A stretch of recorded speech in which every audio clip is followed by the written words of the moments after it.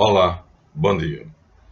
Às 1h30 da manhã do dia 13 de novembro de 2022, vamos começar uma nova série. No último vídeo, nós terminamos o ciclo dos Templários. Foi o último vídeo da série anterior, o ciclo dos Templários. Com ele encerramos a série anterior. Com este começamos uma nova série, que é a Idade Moderna. Os historiadores dividem o mundo em Paleolítico, Neolítico, Idade Antiga, e Idade Moderna e Idade Contemporânea. A Idade Moderna, segundo a minha visão, começa com a Revolução Francesa, feita em 1789. Então, é outra série. Já não estamos mais no ano 1300, que ainda era a Idade Média. Portanto, estamos no primeiro capítulo do episódio que eu disse antes, tão importante quanto a vida, a paixão e morte de Jesus Cristo. Para mim, existem dois fatos na história que são pontos cruciais: a vida de Jesus Cristo, sua paixão e morte, e a Revolução Francesa, que é consequência, segundo a tese do Marquês Stanislau de Guaita, a vingança dos Templários.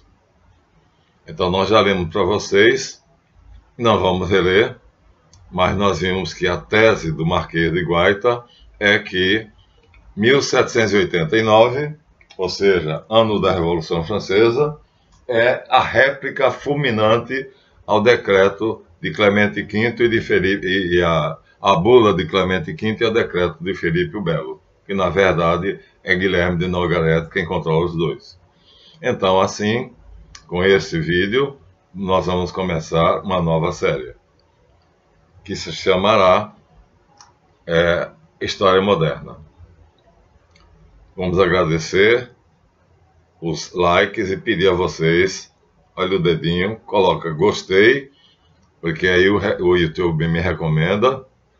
Agradecemos àqueles que estão no Colégio dos Magos Caldeus, matriculados.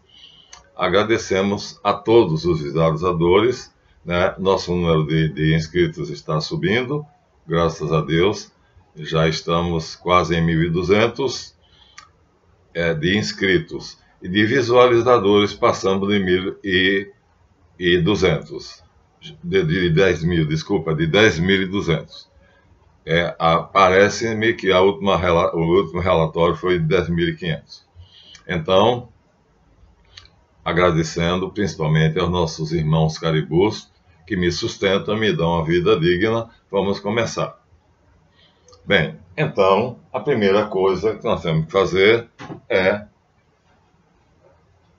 ligando uma coisa à outra, ou seja, ligando a Idade Média à Idade Moderna, ler um artigo que contesta o que o Marquês Stanislau de Guaita diz aqui. Nós já mostramos ele.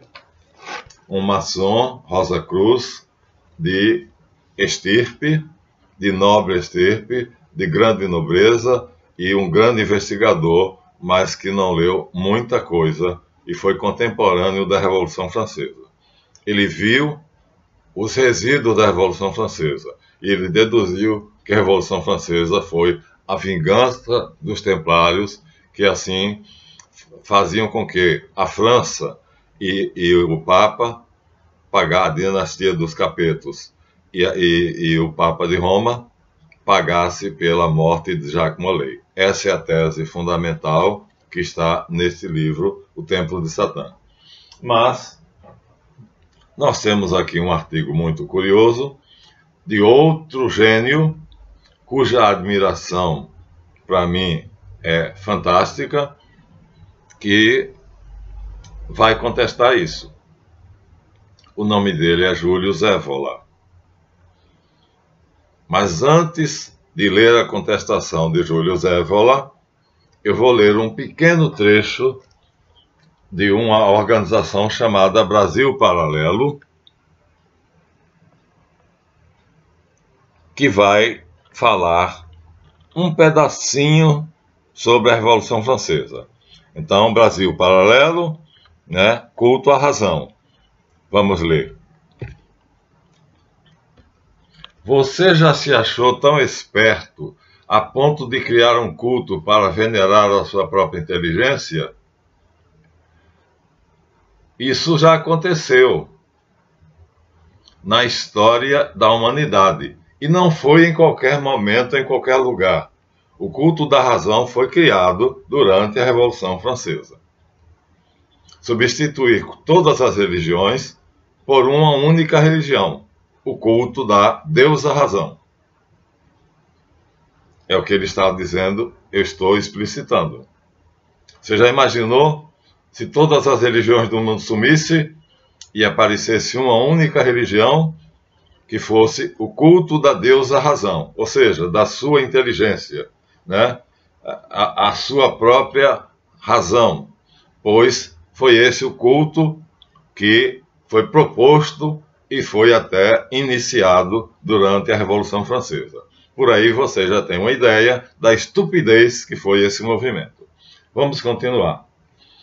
A insurreição dos franceses foi um dos episódios mais influentes da história da humanidade. Ela alterou as estruturas políticas e a visão do mundo de grande parte do mundo ocidental.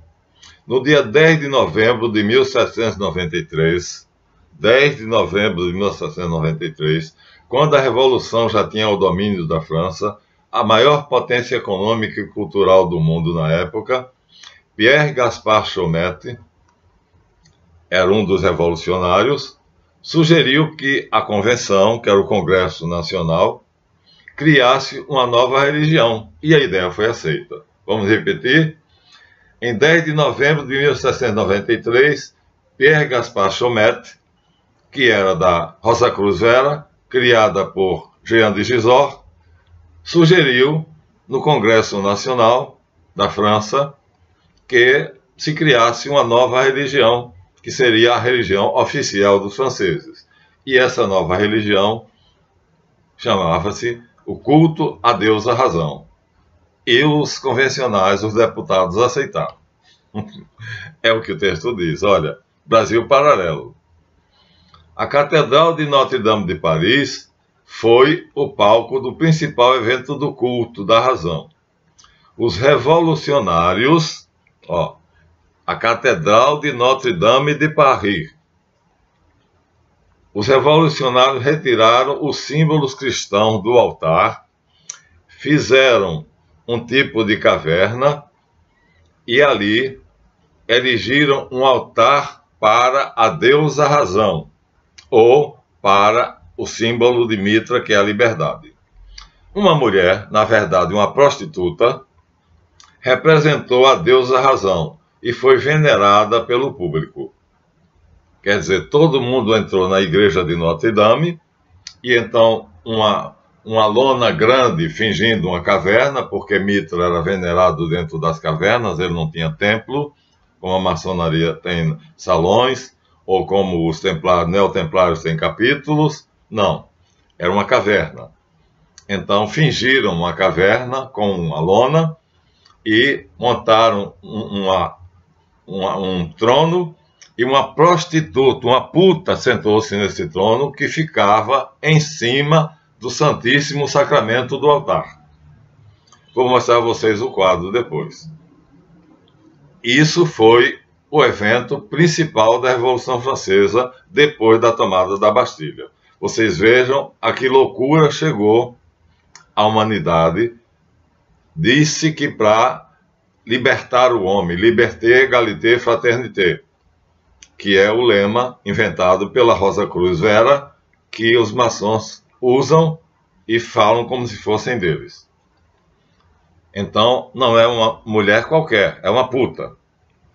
E onde fica ela? O altar principal da Catedral de Notre Dame foi esvaziado de tudo e um trono foi colocado em cima do Santíssimo Sacramento, ou seja, de uma casinha onde antigamente nas igrejas tinha a hóstia consagrada, e ali ela sentou a bunda em cima daquele local do altar, o local mais sagrado da igreja, uma prostituta e várias cortesãs em torno dela com archotes, porque o culto de Mitra era com archote, a estátua da liberdade é Mitra, já falei para vocês, e fizeram, ensaiaram uma pequena liturgia do culto a Mitra.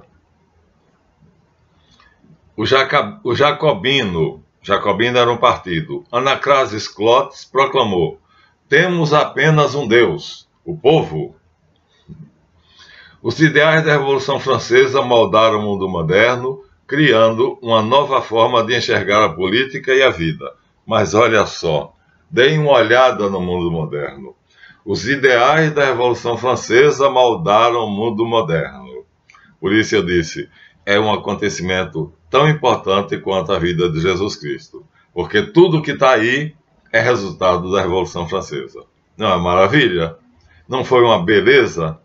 Não é? A grande revolução. Veja os fatos desse evento que as escolas geralmente não ensinam, porque escondem. Vamos ler mais tarde, ele dá aqui o resumo da Revolução. A Revolução Francesa afetou inclusive a história do Brasil, pois, primeiro, todos os países que eram colônias espanholas na América do Sul se tornaram repúblicas através de revoluções. Então, influenciou toda a América do Sul, mas também o Brasil. Por quê? Porque a igreja era financiada pelo Estado. E a Revolução Francesa, a Convenção Nacional da França, o Congresso, separou os poderes. Ou seja, a igreja, o Estado não tinha mais a obrigação de financiar a igreja. E aí, até hoje, a igreja não recebe mais financiamento do Estado. Também ficou proibido colocar símbolos religiosos em qualquer edifício público, em qualquer repartição pública. Não se podia colocar mais o crucifixo, nem qualquer outro símbolo, nem uma imagem qualquer, né? Então, tudo isso fruto da Revolução Francesa. Então, foi um movimento absolutamente, a meu ver, e de Olavo de Carvalho, eu vi o vídeo dele, louco. E assim, os heróis brasileiros nacionalistas juraram defender o Brasil de algum movimento que fosse semelhante. Os heróis brasileiros. Então aqui foi proclamada a República, mas de uma maneira bastante diferente. Entretanto, Simão Bolívar e outros na América do Sul foi na base de ferro e sangue. É isso? Então, graças a Deus, aqui foi o Marechal Deodoro da Fonseca que apenas levantou uma espada diante da Central do Brasil, no Campo de Santana, e disse: está proclamada a República do Brasil, que o imperador desça, porque a Central do Brasil era onde o imperador ficava, e vá para a França, para suas terras e seu castelo na França. Foi somente assim. Então, por quê? Porque a maçonaria brasileira achou que não deveria fazer o maior banho de sangue que a história já pôde presenciar. Termina assim o pequeno artigo do Brasil Paralelo que nós lemos, e agora nós vamos ler outra coisa. Nós vamos ler um artigo de Júlio Zévola. Quem é Júlio Zévola? Eu acho que vocês talvez não se lembrem, mas quando nós falamos sobre o culto do Graal, nós falamos muito sobre Júlio Zévola. Então, Júlio Zévola vai fazer em determinado momento, ele vai fazer uma digressão, ele vai fazer um artigo onde ele vai contestar. Então, vamos lá, vamos ver se eu encontro aqui o artigo dele.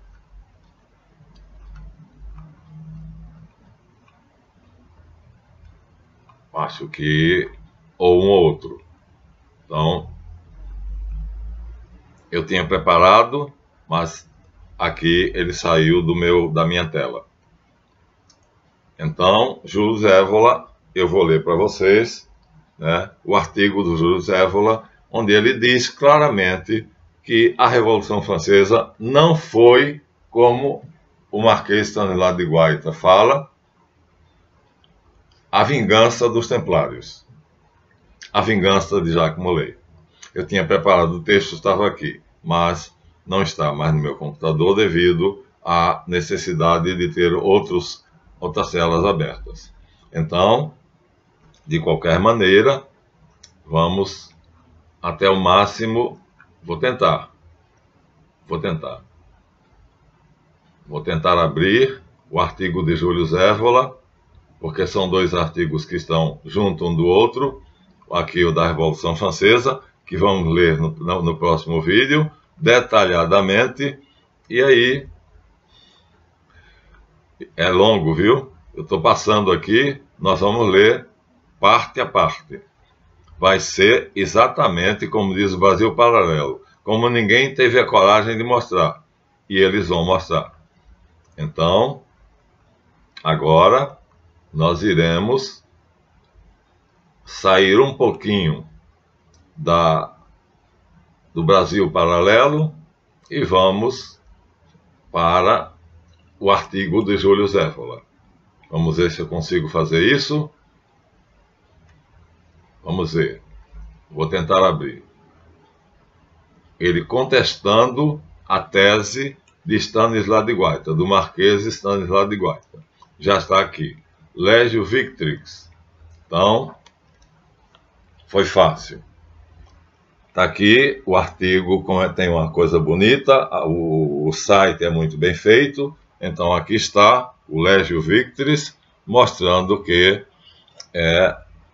não foi, a Revolução Francesa não foi o que Guaita diz ali. Vamos ler? Vamos. O título é: Foi a Revolução Francesa uma vingança dos Templários? Pergunta Júlio Evola. E ele diz... Bom, primeiro ele bota o célebre quadro em que os Templários estão vestidos numa loja moderna, num capítulo moderno, né, adorando o Baphomet. Isso nunca existiu. Ele coloca aqui porque o quadro é famoso e é célebre. Então, Baphomet, que seria o diabo, aqui está uma pessoa vestida de terno, um homem vestido de terno, mostrando que é atual, porque os templários vesticiam de templários. E aqui os outros são vestidos de templários. Ou seja, ele colocou aqui como seria, na época, né, os templários adorando o diabo. E por causa disso é que o desgraçado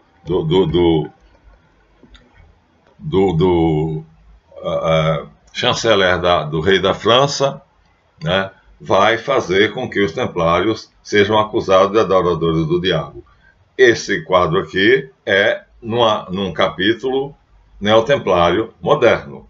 Tanto assim que vocês veem, ó, tem um homem que está vestido de terno preto, mostrando, portanto, que os que estão de branco lá estão vestidos de templários, mas não estamos em 1300, estamos em 1900 ou 2000.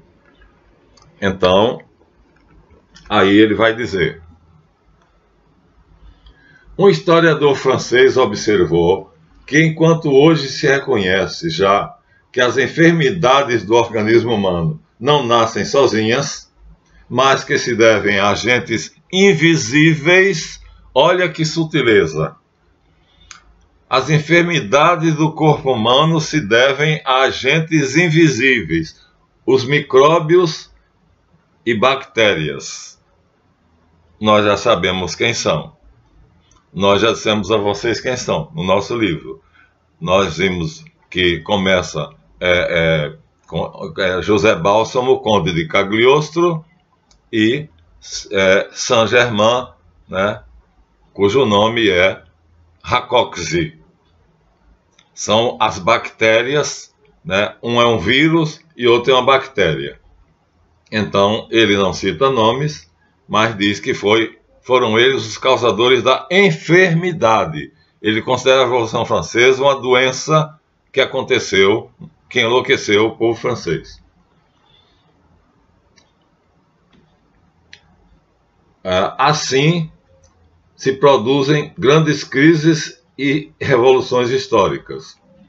E pode-se ser tratada das mesmas maneiras como se fosse uma pequena briga entre pessoas, mas são semelhantes aos micróbios que invisivelmente matam ou fazem adoecer o ser humano. Escreveu-se muito sobre a Revolução Francesa e sobre a causa que a originou. Habitualmente se costuma reconhecer o papel que, pelo menos como preparação intelectual, tiveram certas sociedades secretas, especialmente a dos iluminados. Uma tese específica mais avançada, aquela que, a tal respeito, sustenta que a Revolução Francesa foi uma vingança dos templários. Já em um período bastante próximo, aquela revolução se havia assomado uma ideia semelhante. Seguidamente, de Guaita teria de retomá-la e aprofundá-la. Então, antes do Marquês Stanislas de Guaita, outro faz a mesma conjectura, de que a Revolução Francesa foi a vingança dos templários. Ele diz, né, uma tese específica avançada é aquela que a tal respeito sustenta que a Revolução Francesa haja representado uma vingança dos templários. Já em um período mais próximo, aquela revolução se havia somado uma ideia semelhante. Seguidamente, o Marquês de Guaita teria de retomar essa ideia e aprofundá-la. A destruição da Ordem dos Cavaleiros Templários foi um dos acontecimentos mais trágicos e misteriosos da Idade Média. Os Templários eram uma ordem de cruzados, ascéticos como guerreiros, fundada em 1118 por Hugo de Peillan, exaltada por São Bernardo de Claraval, e sua nova milícia se converteria rapidamente em uma das ordens de cavalaria mais famosas, ricas, respeitadas e poderosas. Improvisadamente, em 1307, foi acusada pela Inquisição por Guilherme de Nogaret, que fez a denúncia, e a iniciativa partiu de uma figura sinistra que era o Diabinho, né, de Filipe o Belo, e que impôs assim sua vontade ao rei da França e ao Papa Clemente V. Então, Guilherme de Nogaret, ele não fala o nome, mas diz que foi uma pessoa que improvisou uma figura sinistra, né? O demônio de Filipe o Belo, apontando assim as riquezas da ordem e acusando os templários de professarem só em aparência a fé cristã, mas terem várias outras coisas que nós já vemos. Assim conseguiu-se a condenação da ordem, ela foi dissolvida. E foi queimado também o grão-mestre Jacques de Molay. Esse, justamente na fogueira, assinalou os dias da morte dos responsáveis da destruição da ordem do rei e do Pontífice. Felipe o Belo e Clemente V morreriam exatamente dentro do mesmo ano que foi pedido pelo grão-mestre dos Templários, pois disse que eles deviam se apresentar diante do julgamento divino. Disse que alguns templários se salvaram do massacre, se refugiaram na corte de Roberto de Bruce, na Escócia. É a história do pedreiro que se fingiu o templário que se fingiu de pedreiro, o cavaleiro Aumont, que, para mim, né, isso está fora de cogitação, porque a loja 4 Coronati já disse que isso aí é fantasia.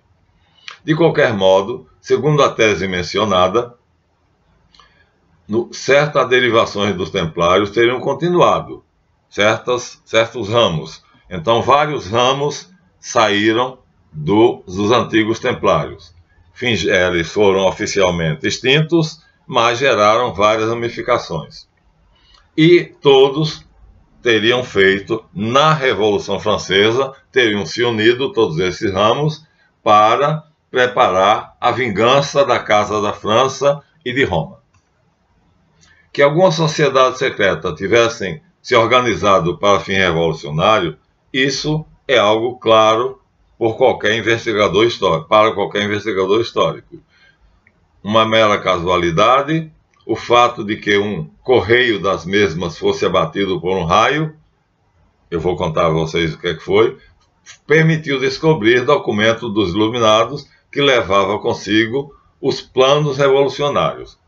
Ou seja, um agente de Adam Weishaupt estava com os planos da Revolução dentro da sua batina, era um padre apóstata, quando, caminhando na noite de chuva, para partir da Baviera, na Alemanha, para a França, levando esse documento a Robespierre, um raio, estava chovendo muito, fulminou e o povo viu, e quando apresentaram ele, tiraram a roupa dele, viram o documento, levaram para o rei da Baviera, mas o rei não acreditou.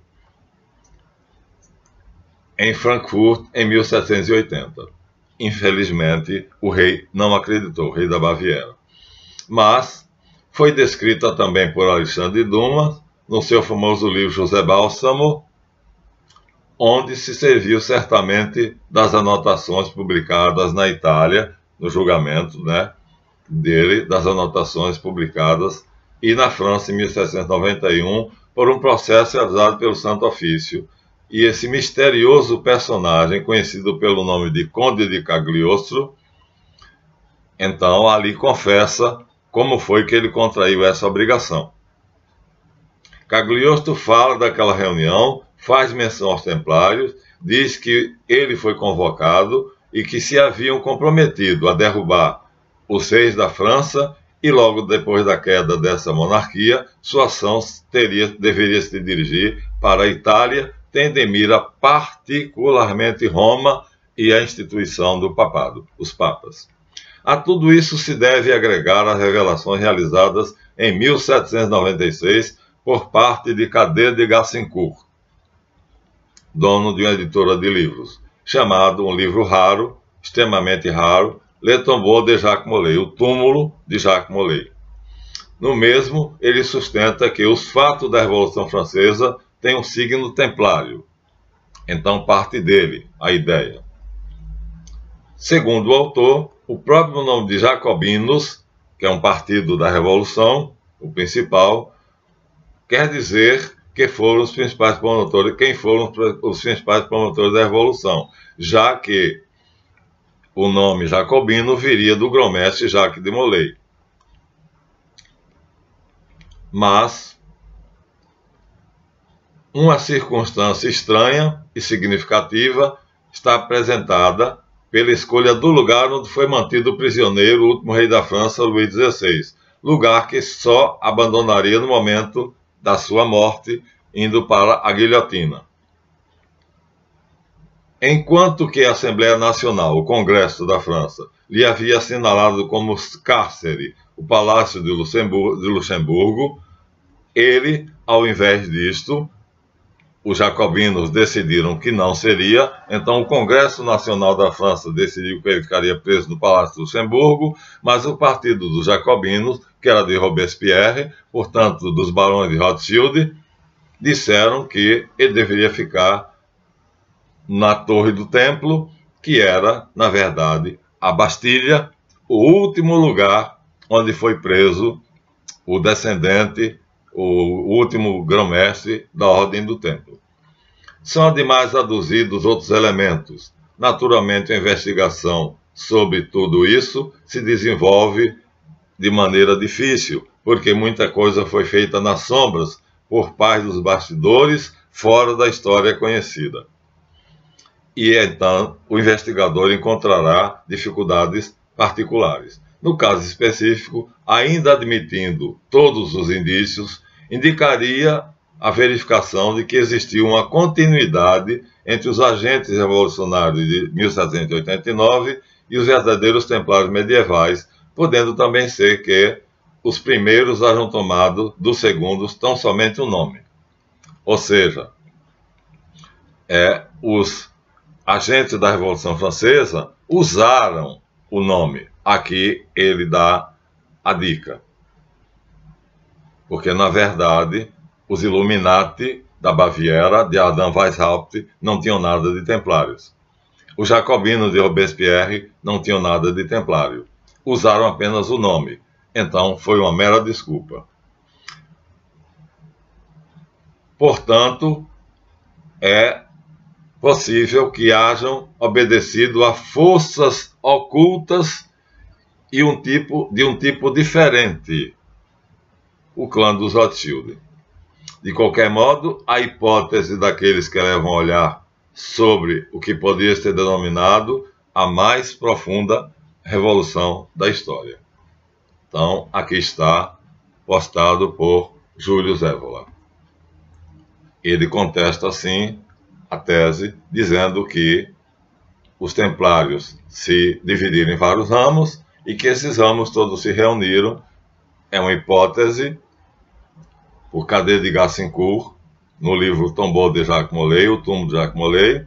Isso é esposado e mais tarde exposto pelo Marquês Stanislas de Guaita, e, de maneira geral, os historiadores acham que sim. Não tem nada a ver. Nós vamos provar.